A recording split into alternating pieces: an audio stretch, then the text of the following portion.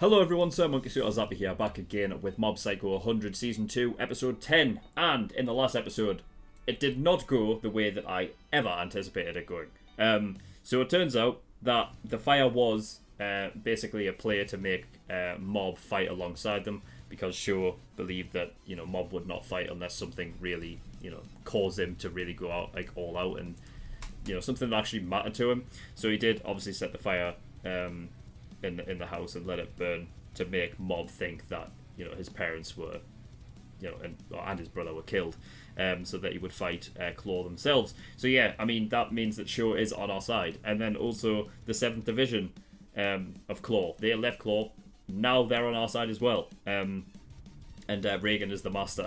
of course he is. We got introduced to Suzuki, the leader of Claw. We obviously have heard of him before, like on the phone or whatever, last season, but now we really got introduced to him, and yeah, we also got introduced to the Ultimate Five, which I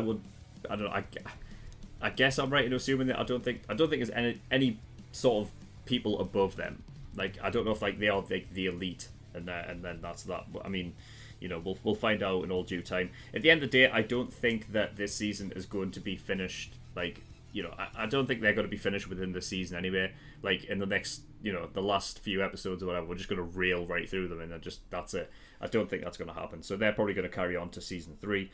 The Prime Minister has been taken hostage by one of the Ultimate Five, and that's obviously crazy, because Claw have essentially declared war on the whole world. They're not even essentially, they have.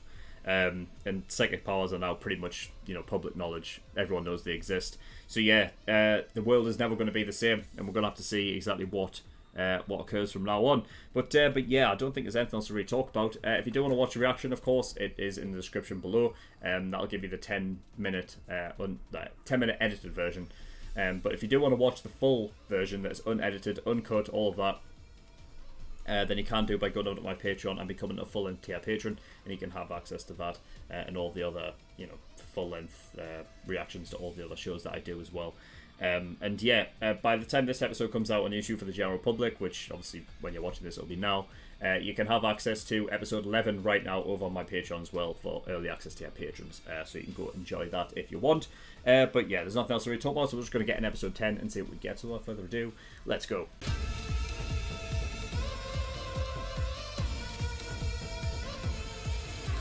Okay, episode 10. Right, well, great. I think we've just set up the fights for the rest of the season then, because they all just ran into. Well, some of them walked into basically the enemy, the crew that's in the sewers. But we also got, basically, I don't know how. I mean, it must have something to do with like another one of those like sonar waves or something that like Claw was using to find where people were, because they managed to find the hideout that Reagan, was at. I guess that they're using for their sort of like base of operations against Claw. They managed to find that, and they also managed to find and track down Tereki and his group as well. So yeah, I mean, I don't know if there's any real explanation for how they just found everybody, but it doesn't matter anyway, because they've set it up. They've set up the fights to come. So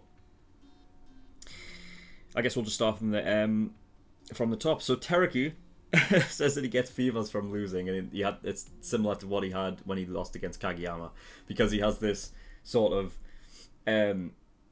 this thing about being the most powerful. I remember when like we met him for the first time, and he was like, I'm like a protagonist in this world. It's like there's nobody that's stronger than me.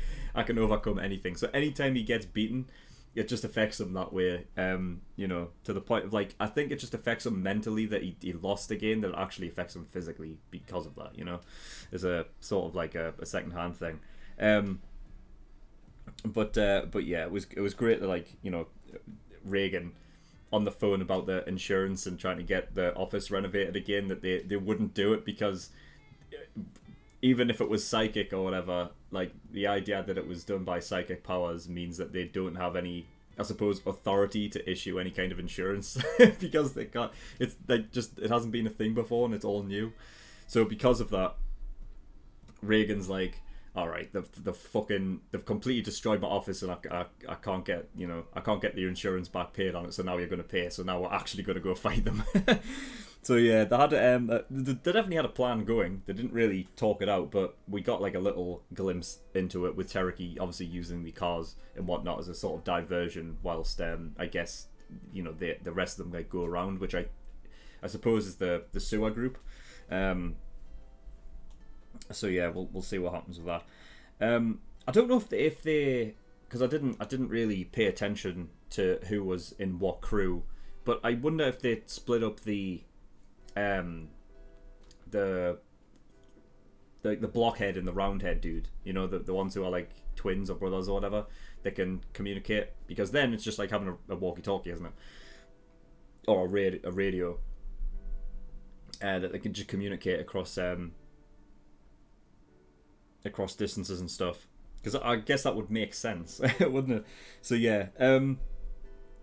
What else? I love the fact that they're clearly just pointing out like meta, like how overpowered that one guy's abilities are. Because it's not like he just has one; he has two. So yeah, I mean that's the show all over, though, isn't it? I pointed out as well during the reaction that Suzuki is actually Sho's father. And I think I think that's pretty much confirmed. I think I recall talking about that last season. And whether or not it was a case of Sho just calling him father because I think there was something like where I theorized this idea that Sho was, like either orphaned or he was sort of like almost created as a psychic kind of. It's kind of like the same thing of going under somebody's wing and calling them dad. I thought that might have been a thing, but it definitely seems like it's actually Sho's father. So that's going to be a hell of a fight then. It's just going to be like a fucking fight to the death. So yeah, I believe then it makes sense in the fact that I think Sho just gets it from his father, like that whole visualizing one goal and not stopping to get it. Like he was saying, Suzuki was saying at one point that like the reason for like my success and whatever is because I only ever had one goal and I didn't let my feelings like get in the way with it and stuff. And because of this confidence of like I am going to do it, it will happen kind of thing, that I feel like Sho's exactly the same, and Sho's goal is to take out his father, and because he's stronger than his father. So I feel like when that comes to a head, that's going to be cool. It was interesting as well, actually, back to Reagan when he was saying, like before he had the phone call about the insurance and changed his mind, that he was like, we should just call the police and whatever, that he'd said, I thought like that he would thought there would have been fine if we had mob. So that's interesting, because I thought that he wouldn't have wanted to fight because he wouldn't have wanted to get mob involved in it and all of that kind of stuff and try and keep him out of it. But it seemed like he actually thought about possibly fighting if mob had been had actually been awake. So yeah, that was a bit interesting. Dimple pointing out Reagan's luck, and then it's like because you do, it is like one of those things, isn't it, where Reagan is absolutely lucky, and it's something that like I guess I've never really talked about before, but like anytime that he gets involved in a fight, there's always something that like stops him from getting really like truly hurt. It's just funny. I think he did get hurt some episodes back, like in episode 5 or something, or 4, one of them, where he got like smashed into the floor, I think. But generally, like, more often than not, like something will save him, like tripping over a body backwards, which means that it just acts like some sort of dodge and whatnot. But yeah, Dimple's saying that you're really going to die a horrible death, because I hope not. I bloody hope not. But yeah, so there's that. Body Improvement Club, fucking fantastic as always. They're just the best guys, man. They're so supportive and they're inspirational. And having Dimple like take over the captain and then like using like his physical body to like just just take the whole brunt force of that weight, and just so good. I love it. Fucking love it. They're the best guys. They're so good. So yeah, I guess it's up to Dimple now to give Mob the details on what the hell's been going on. Because when Reagan was like sitting next to him and stuff when he was passed out, he's like, I need to stay here because when he wakes up, we're gonna have to tell him what's been going on. So I guess there's no choice. Dimple's just gonna have to give him the spiel, and then yeah, we'll see what Mob's gonna do about it. What else? Yeah, so in the Cherokee crew, I had the Badger guy there. Who, when the 4th Division showed up, I don't know if it's entirely the 4th Division. It just said that one guy was from 4th Division, but anyway, regardless, they showed up, and the Badger guy immediately like tried to go back on something and say that no, I was just asking for a spy, and now I've got all of the details, and now I can join you again. Where I think I don't know, I have an inkling to believe that he is not really, he doesn't really believe that. I feel like he is.